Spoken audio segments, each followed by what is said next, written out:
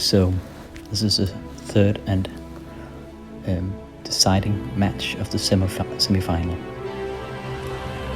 And since I lost the last round, I'm on the play. Starting off strong here with a Mrs. Factory into a Mox Pearl and a Black Lotus, and getting out a Single Vampire turn 1. So that's most my hand, but it's a very early threat, and I still have some stable mana down there. So it's always a bit of a risk. You could have a Swords to Plowshares, but many times it's worth it, especially with a Time Walk in hand like this.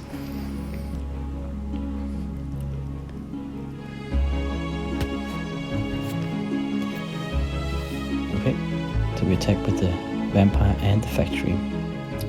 The second round, or the third round after the Time Walk, and he bolts the Factory. And then double bolts the Single Vampire.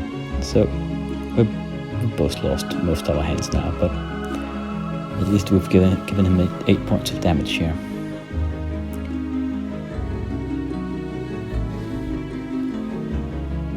Oh, he disenchants the Mox Pearl, probably sensing weakness, since I didn't make a land drop that last turn. And yeah, indeed, I'm mana screwed at this point. So after starting off strong, he just gets all his mana, and here's a Mind Twist of 3. Juice and Gin, Underworld Dreams, and something I couldn't make out, but that was a big loss. So this is not going good at all. It seemed like a good starting hand. And here's a City in a Bottle, and I know I had the argument that you shouldn't put it so early in the last match, but I think here it's a fine play, because even if I draw into a City of Brass, I can't play it now. So in this situation, it's really evil. So at least we get out a tutor here. And a great play is probably an Ancestral Recall, just to try and draw into some lands. At least I've had the good fortune that he hasn't drawn into any threats. It almost seems like while I'm mana starved, he's a bit mana flooded actually, but I'd still much rather have his situation at this point.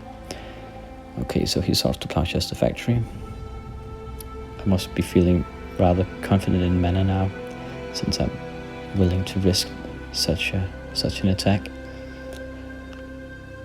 But I suppose he doesn't have many cards in hand, and I have another Factory down there. Yeah, and I have plenty of mana now. So here's the Dreams. So now he's at 11 life, and I've put our life total at the bottom there because I was getting a bit annoyed that we couldn't see his dice, Morten's dice. Okay, so here's the first creature from Morten. Another one of those dang trolls.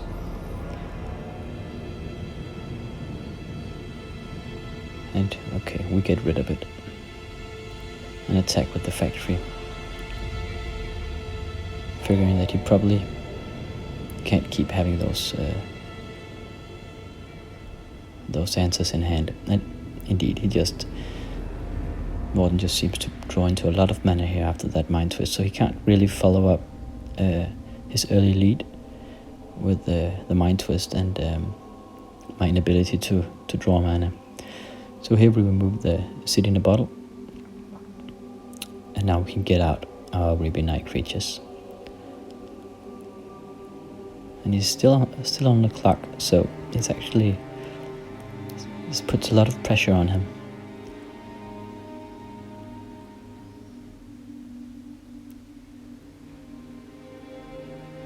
So we attack for 5, and he bolts the Factory, but he still gets 3 points of damage from that Serenity Befried, and mind you, he takes 1 point of damage each draw step as well. So I reckon you gotta have an answer now, and should hope for some life gain. Here we go. Okay, he's at 2 life. He'll be at 1 in his draw step. I think this is it. Okay, he bolts me. That's a game.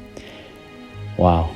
So that third game was pretty nice. It was a more strong showing from the confused dead guy than I've previously had against Morten. So that was a good time to